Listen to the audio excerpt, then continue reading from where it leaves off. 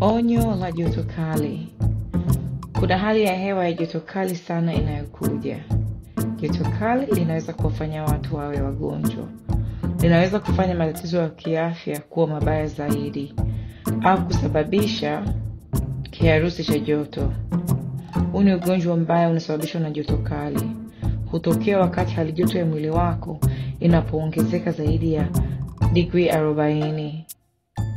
Na inaweza kusababisha ngozi yako kuwa nyekundu, maumivu ya kichwa, kizunguzungu na kuchanganyikiwa.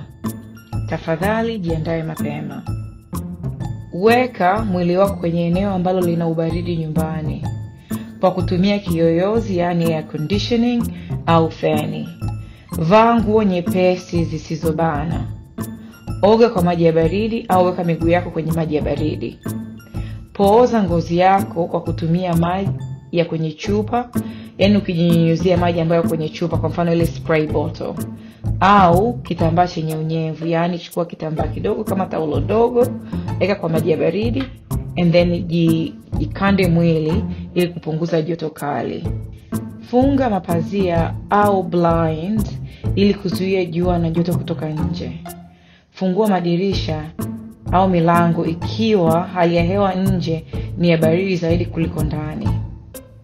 Nenda mahali penye kiyoyozi, kwa mfano shopping mall au maktaba, yani library.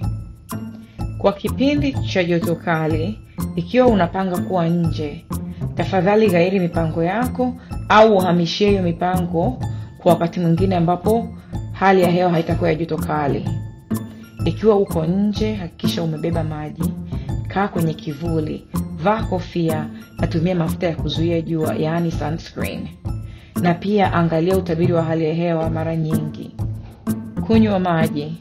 Kunywa maji mara nyingi hata kama huna kiu. Daima beba chupa ya maji iliyojaa.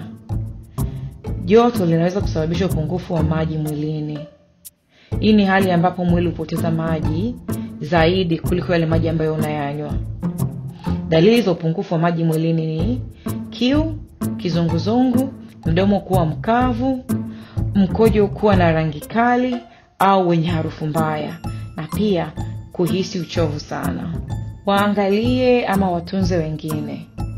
Piga simu au tembelea familia, marafiki pamoja na majirani. Watu walio hatarini zaidi kwa kipindi cha joto kali ni wale ambao wana umri zaidi ya miaka 65. Wanawake wajawazito, watoto wachanga na wale watoto ambao bado ni wadogo. Watu wenye matatizo ya kiafya ya muda mrefu pamoja na wale watu ambao wanaishi peke yao. Ikiwa unahitaji msaada kwa kipindi cha joto kali, kwa ushauri wa kimatibabu, piga simu kwa muuguzi anayepatikana, yani nurse on call, kwa kupitia namba 1300606024. Ikiwa unahitaji mtafsiri, piga simu kwa TIS kwa kupitia namba 131450. Kama ni tatizo la dharura, tafadhali piga simu namba 000.